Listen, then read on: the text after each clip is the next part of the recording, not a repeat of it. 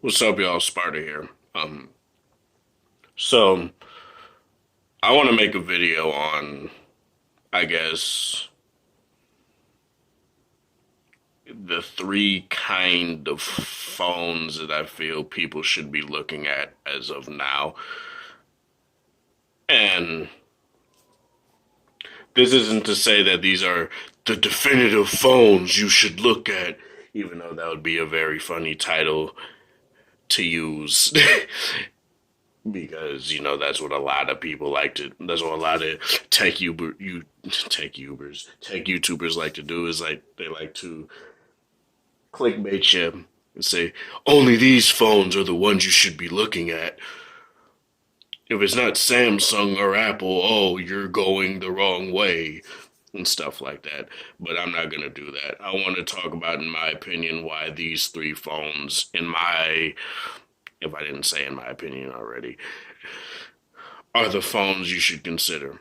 Now, this is the OnePlus 6T. This isn't the OnePlus 7T. So, honestly, and you should be able to tell because it's not the Oreo camera module that the OnePlus 7T has. So, by proxy, I would say consider the OnePlus 7T as well in this particular case. So, yeah, let's get into this. So, why these three phones? Well, mainly because these are the three phones I've been using. Aside from the LG V40, which I no longer have because I gave to my dad, these are the three phones that I've been using. Let me close this window. Give me a second. These are the phones that I've been using this year, basically. And while I haven't been using the G8 for that long, I can definitely talk about what I do like about this phone and why I would definitely put this phone in the phone, one of my phones of 2019. So, yeah, let's get into this. So, first, let's go off of why you should consider each phone and why each phone is viable. So, G8. This has the highest resolution screen out of the bunch at a, quad HD plus display, 3120 by 1440p, 60 frames per second, so it's not the 90 frames per second displays that we are seeing being on the rage now and stuff like that, or even 120 hertz in certain gaming phones. But that shouldn't really deter you from anything because it's not really that big of a deal for a lot of people. It would be nice for me to have it in my phones personally, but it's not a deal breaker, so it's whatever. The G8 is a really good phone for people that want not necessarily V series class performance, because LG seems to do something with their V series that is different in philosophy compared to their G series phones, where this is definitely a powerful phone. This is definitely a fast phone. This is definitely a smooth phone to use.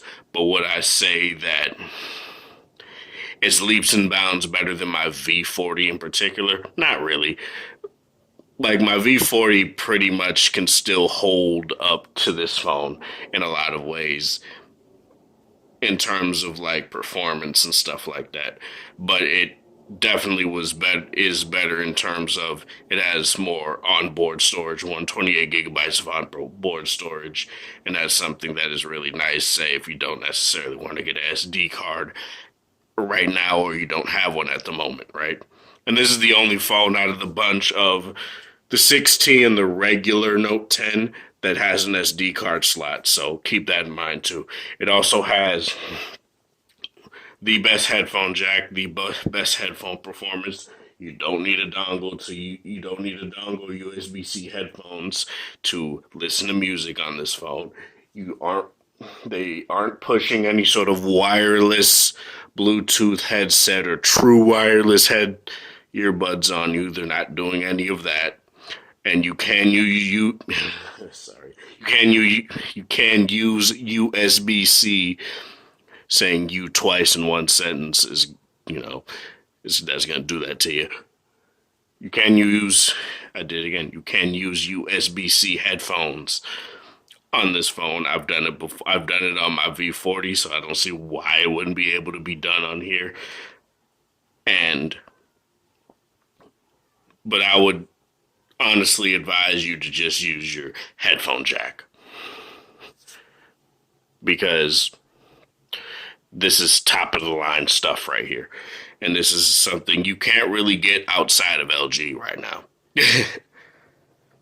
You get the boombox speaker, you get better facial recognition compared to both of these phones. You get a rear mounted fingerprint sensor, which I think is more consistent than what both of these have to offer. The 6T's in display is definitely no slouch. This is a fast fingerprint sensor, as you guys can see.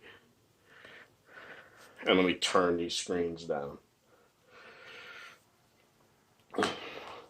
Especially if you compare it to this, which now wants to be fast because it's on camera.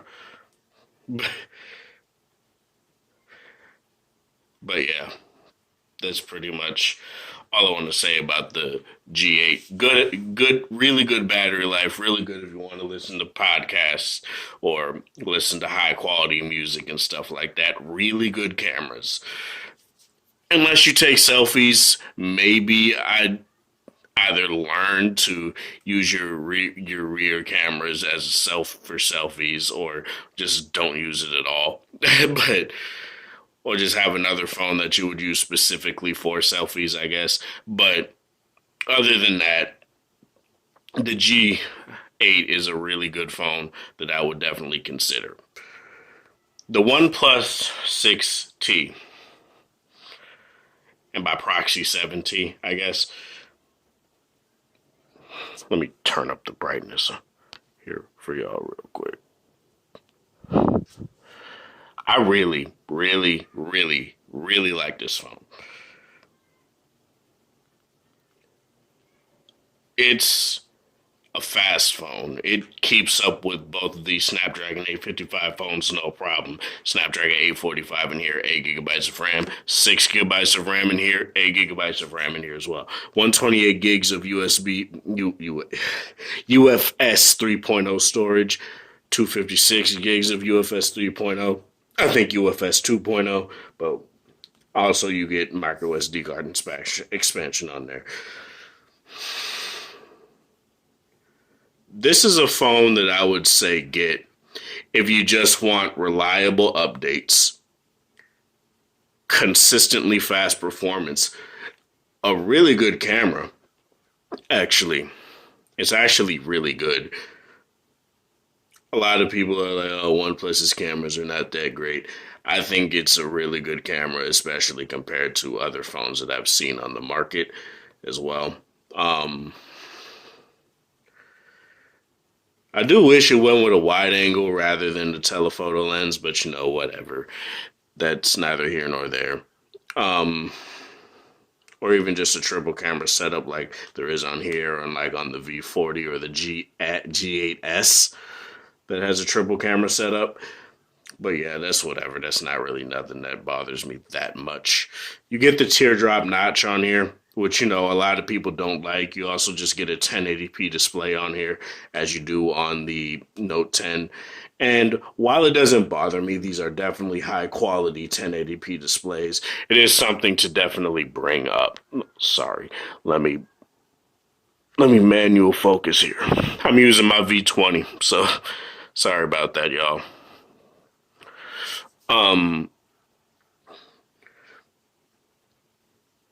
It has a single bottom firing speaker, which I wouldn't necessarily say is bad. It definitely does get loud, but it does sound tinny in certain instances, and that's something that is like not necessarily a bad thing, but it's something that I would say take note of. And if anything, I would say get the OnePlus 7T or OnePlus 7 Pro over this phone just for that alone. And the thermals are a bit I would get the OnePlus 7 Pro in that regard.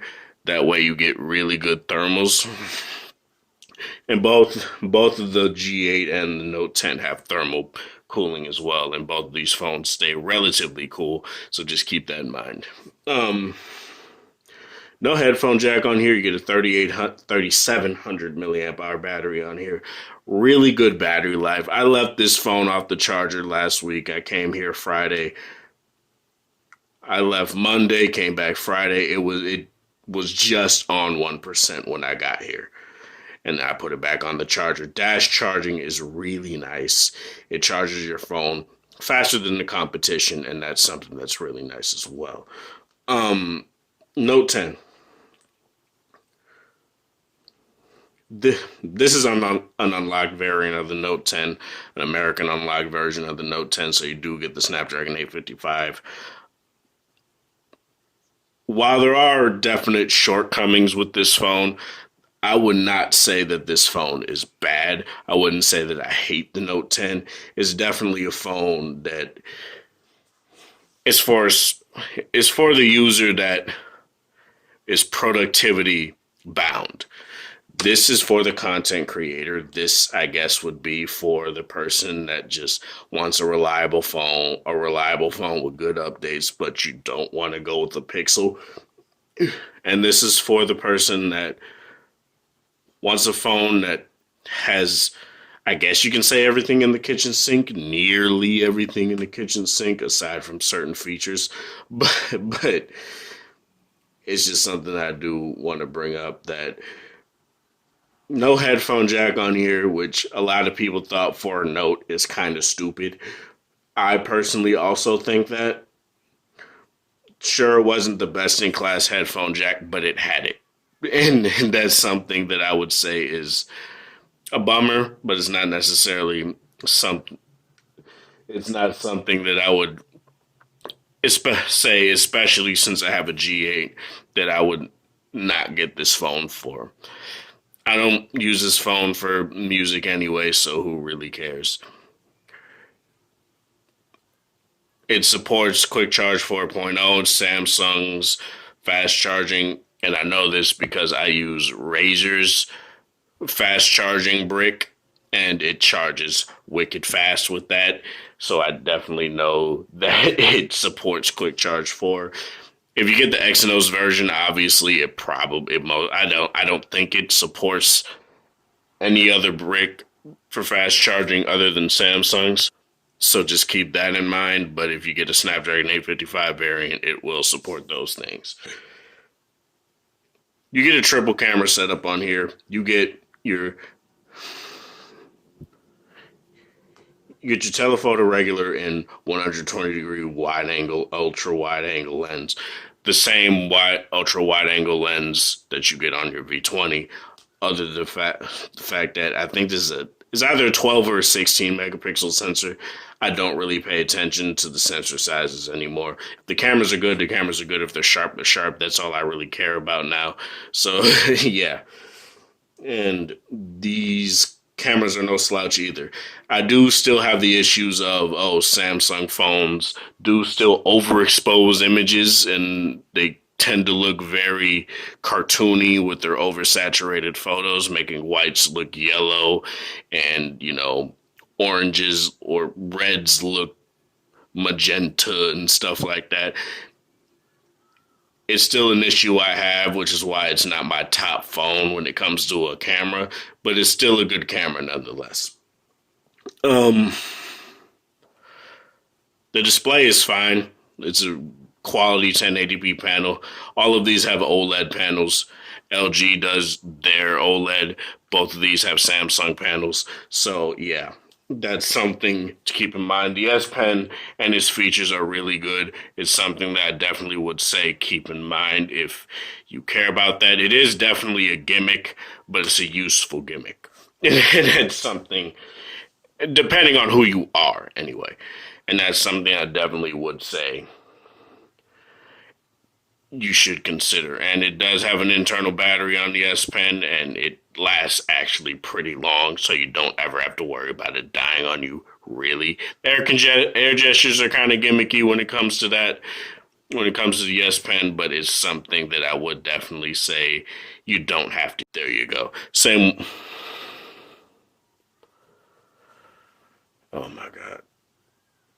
Same with the LG's air gestures, but the air gestures on the G8 weren't just the time of flight sensor on the front of the G8 wasn't just put there for the air gestures. It was just something they decided to do. It was mainly there for better facial recognition. So just yeah.